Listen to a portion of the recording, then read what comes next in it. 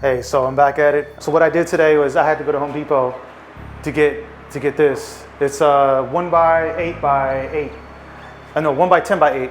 And so I needed this to make a custom baseboard. So you can see down here, that's about 7.5 inches. When I filled in this door here, obviously there was no baseboard there. So I need to cut that piece to fit in there. So I originally cut this, but I think it's a little bit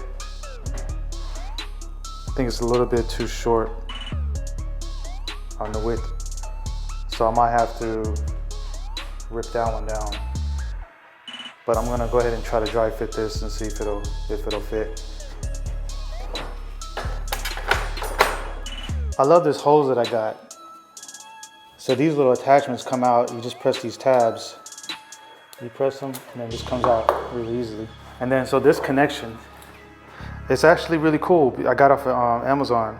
This attachment can stay on my tools. So this is the DeWalt.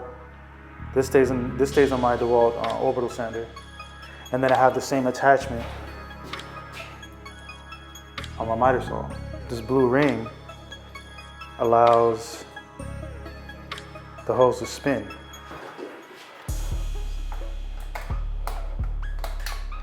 You just hook that up and you're ready to go. I love it.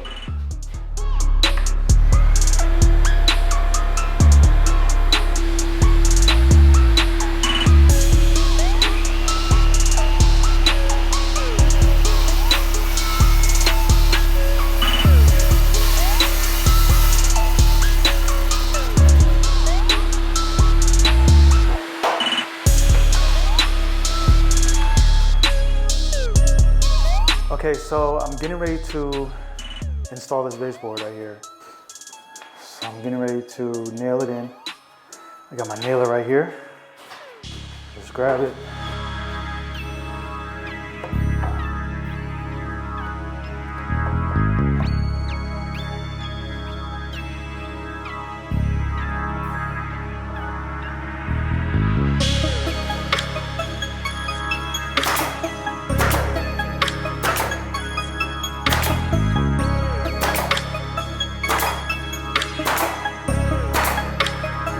So now I'm getting ready to put that up. It's gotta go up there. Just have to finish removing that piece.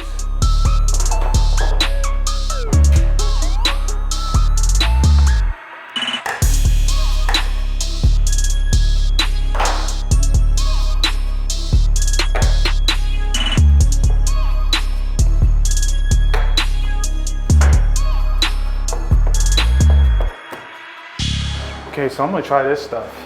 I'm gonna see if this will, because in that gap, there's definitely some cracks and stuff up there. So I pulled this trim out, but it looks like there's a gap here. So I wanna try to fill that gap up to get a little bit more weatherproofing before I put the trim on. So let's try it. I'm gonna try this, see if this works.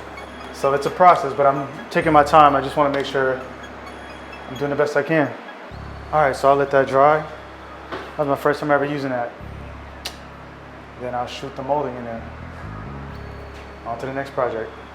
I'm gonna put this plastic wood in these gaps right here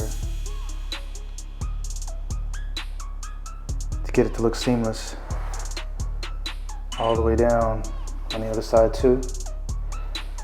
Then I'm going to put some more drywall compound here and then caulk.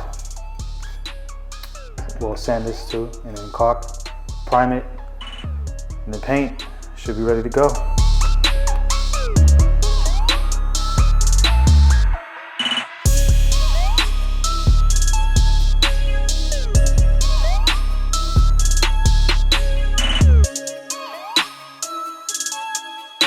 right, let's go do the other side.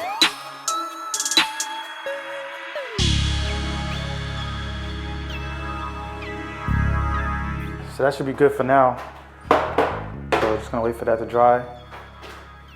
Add some more drywall compound to those holes, sand it down, prep it all up, you know, move on to the next project. So while that's drying, I'm going to basically start on this room. So this room used to look like that, with the wallpaper kind of half coming down. I didn't finish it. So now it's time to finally finish that. So I'm gonna be moving all of this stuff into here, and then I can get started taking the wallpaper down and get going.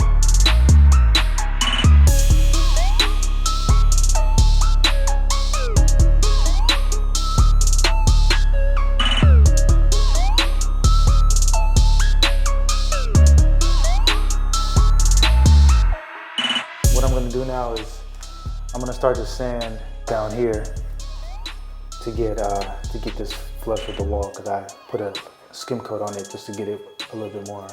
The bottom of the wall is a little rough, so I'm gonna try to get that smoothed out a little bit. Let it dry. It's not all the way dry yet. I'm gonna start working on taking down the wallpaper downstairs. I think that might be a good idea.